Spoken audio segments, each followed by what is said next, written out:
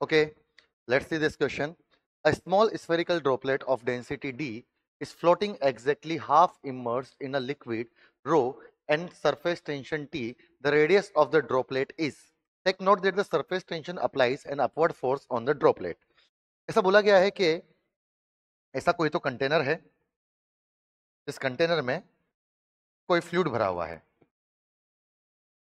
इस फ्लूइड में एक ऐसा स्फेरिकल ड्रॉपलेट है जो बेसिकली हाफ इमर्स्ड है, मतलब इसका आधा वॉल्यूम अंदर है और आधा वॉल्यूम बाहर है. हमसे बोला गया है कि इस ड्रॉपलेट की जो डेंसिटी है वो डी है और वाटर की जो डेंसिटी है दैट इज रो, और बोला गया है कि हमसे रेडियस जानना चाहते हैं. अच्छा, यहां पर जो इसके ऊपर फोर्स लगेंगे हमें बेसिकली उन फोर्सेस के बारे में बात करनी चाहिए. बेसिकली यहां जो कंसेप्ट हम लोग यूज करेंगे that is force of buoyancy.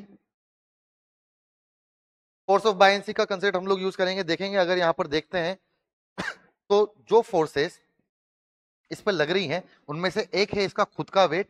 अगर इसका खुद का वेट लिखा जाएगा तो लिखेंगे इसकी density into total volume into जी.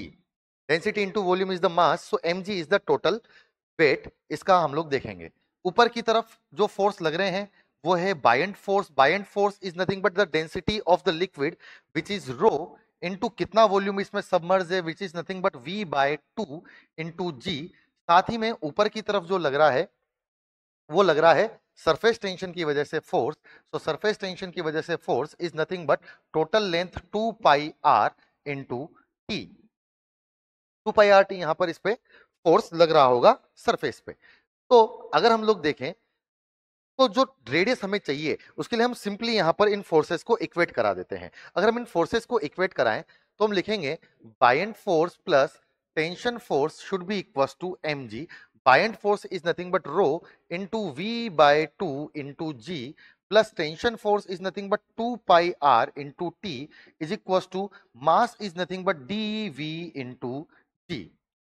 तो यहां से हम लोग देखें तो 2 pi R T is nothing but V G को अगर हम लोग कॉमन लेते हैं तो हम लोग लिखेंगे D minus rho by 2. D minus rho by 2 यहां पर हमें लिखना चाहिए. ठीक है, अगर हम लोग यहां पर वॉल्यूम का वैल्यू पुट करते हैं तो 2 pi R T is nothing but volume of the bubble is nothing but 4 pi R cube into G into 2d minus rho upon 2. यहां पर एलसीएम ले सकते हैं. this 2 will get cancel out, okay, and this r will cancel out. r square times pi and pi will get cancel out. तो यहां पर हमें जो r square का वैल्यू मिलेगा that will be nothing but 3t upon 2d minus rho into g.